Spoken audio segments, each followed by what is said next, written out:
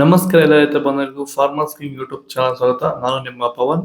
ಚಿಂತಾಮಣಿ ತರಕಾರಿ ಮಂಡಿ ಇವತ್ತು ಏನ್ ಬೆಲೆ ನೋಡೋಣ ಬನ್ನಿ. ನಾಲ್ಕು ರೇಟ್ಗಳು ಎಕೆಬಿ ಮಂಡಿ, ಭರತ್ ಅವರ ಮಂಡಿ ರೇಟ್ ಮಾತಾಡೋದು.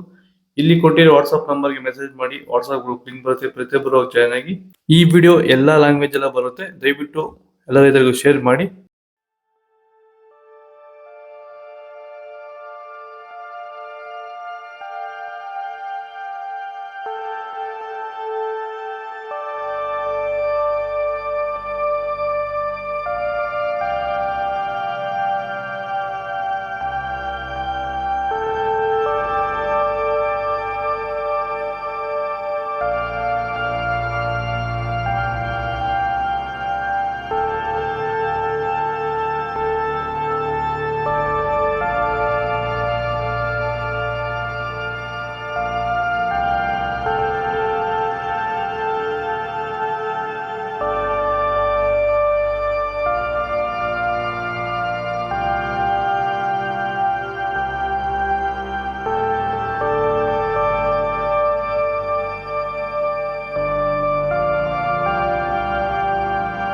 ಚನ್ಮರಿಯಪ್ಪ ಅಂತ ಮಲ್ಸಂದ್ರ ವಿಲೇಜು, ನರಸಾಪುರ ಹೋಬಳಿ, ಕೋಲಾರ ತಾಲೂಕು.